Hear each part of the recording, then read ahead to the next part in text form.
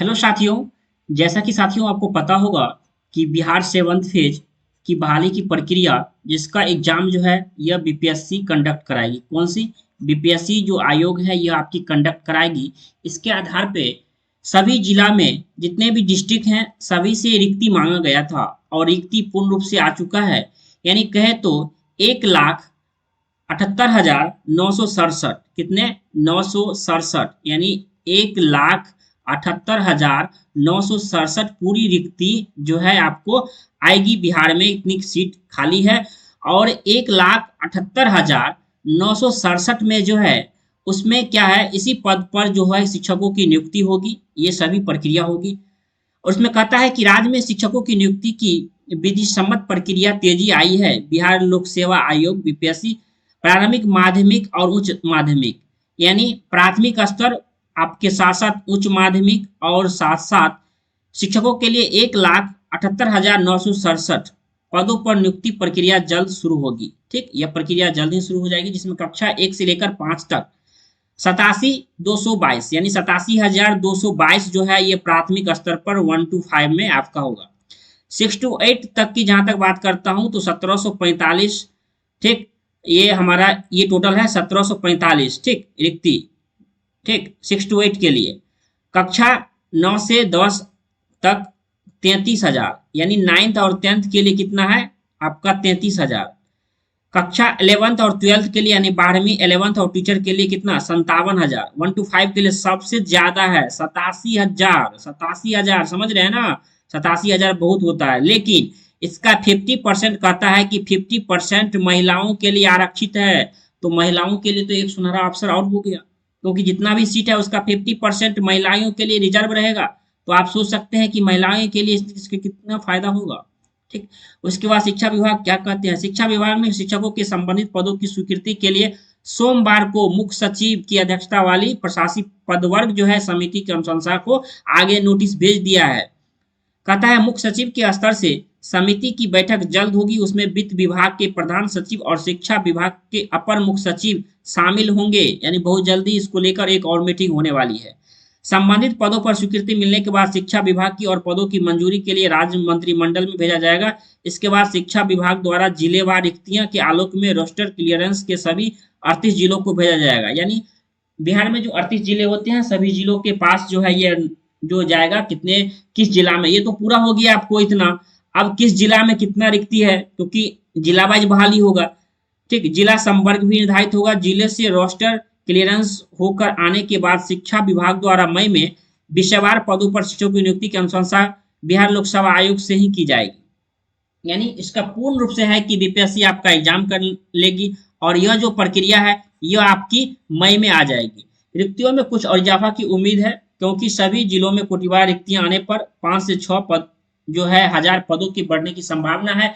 इसमें भी 87,222 जो सीट है इसमें भी आपको सीट बढ़ने की पूरी उम्मीद होगी। ठीक, इस प्रकार आप कर सकते हैं। सेकंड स्लाइस में सेकंड आज के जो हमारे जो पेपर में जो छपी है इसमें क्या कहता है, और इसमें भी यही बात है कि कितने रिक्त सीट है और आगे की प्रक्रिया कैसे होगी और क्या होगी। एक बात बहुत ही इंपॉर्टेंट है जो अभी तक क्लियर नहीं हुआ है कि बहाली की जो प्रक्रिया होगी तो ये जो एग्जाम बीपीएससी कंडक्ट कराएगी, एक बात और इस चीज को समझते हैं, ये जो बीपीएससी एग्जाम कंडक्ट कराएगी बीपीएससी ये तो एग्जाम कंडक्ट कराती है। कौन सी एग्जाम कंडक्ट कराती है? एग्जाम लेने का है, लेकिन मेरिट लिस्ट कैसे बनेगा ये अभी बहुत सारे बच्चों का ये दुविधा है। मेरिट लिस्ट कैसे बनता है?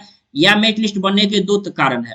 मेरिट लिस्ट एक तो ऐसा हुआ कि आपको दे देगा कि बीपीएससी एग्जाम कंडक्ट कराएगा। अगर मान लीजिए पेपर 150 का होता है, ठीक, 150 का पेपर होगा तो 150 के पेपर में अगर कोई बच्चा 140 नंबर आता है, अगर सीट कितना है, अगर मान लीजिए सीट जैसा कि 1 to 5 में कहता है, मान सकते हैं कि अभी पूरा क्लियर नहीं हुआ है लेकिन 87,000 कह सकते हैं, तो ऊपर से 87,000 बच्चों को ले लिया जाएगा और नीचे से कहने का मतलब ये हुआ सभी बच्चे क्या होंगे, मतलब क्या अच्छे स्कोर से लाना पड़ेगा। ऐसा नहीं है कि जो क्राइटेरिया अगर 40% करेगा कि 40% कम से कम आना चाहिए, तो ऐसा नहीं है कि 40% पर आपकी बहाली हो जाएगी। लेकिन आप जितना अच्छा स्कोर करेंगे, तो मेरिट की जहां तक बात करता हूं तो जितना आपका हाई स्कोर रहेगा इसी के आधार पर कर सकता है। जैसे मेरिट बना दिया 87,000 सीट है अच्छा आया कि ऊपर से अगर मान लीजिए 100 नंबर तक, यानी 100 से ऊपर, यानी 100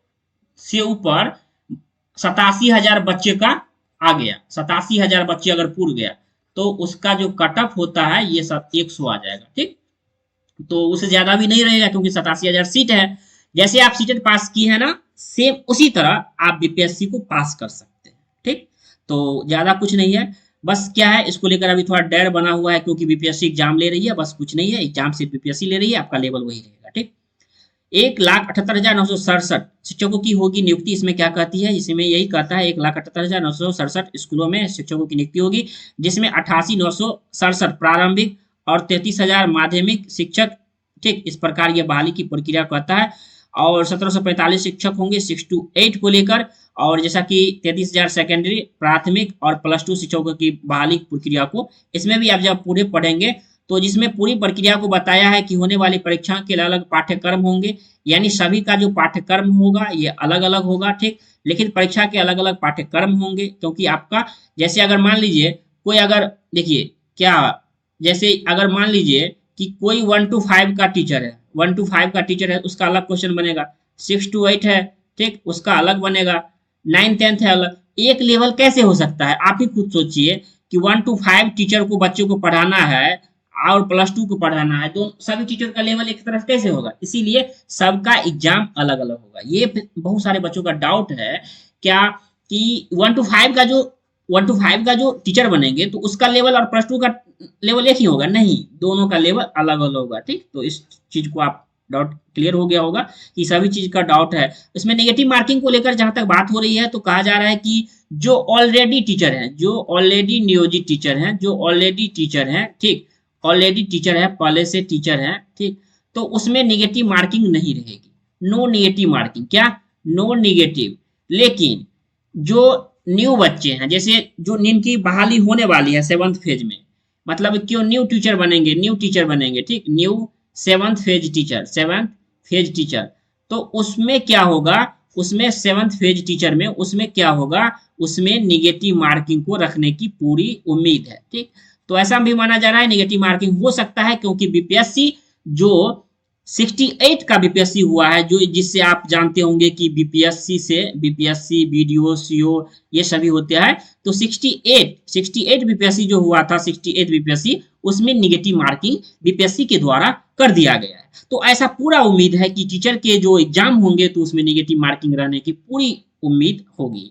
तो इस प्रकार बहाली प्रक्रिया कैसे होगी यह आपको और जल्दी पूरा क्लियर हो जाएगा। शिक्षकों का वेतन पंचायती राज एवं नगर निकाय शिक्षकों के वेतनमान की तुलना में अधिक होगा, टीचर की एक अच्छी सैलरी होगी। कहता है अगर बिहार लोक सेवा आयोग की लिखित परीक्षा के आधार पर उच्च प्राथमिक विद्यालयों में नियुक्त प्रधानाध्यापकों के समकक्ष का वेतन आयोग से नियुक्त होने वाले शिक्षकों के लिए तय होगा। तो इस प्रकार पूरी प्रक्रिया जो है, यह पूरा प्रक्रिया अब और क्लियर हो जाएगा। जैसे ही कुछ और नोटिस जानकारी आती है तो हम आपको नोटिस देने की कोशिश करेंगे। अगर आपको इस वीडियो से फायदा लगा हो तो चैनल पे पहली बार रहे हैं तो चैनल को सब्सक्राइब कर दीजिए और दोस्तों तक जरूर पहुंचा दीजिए, ठीक ना, जितने भी भविष्य के टीचर हैं उन सभी को पहुंचा दीजिएगा, ठीक ना, यह नोटिस। जय हिंद साथियों।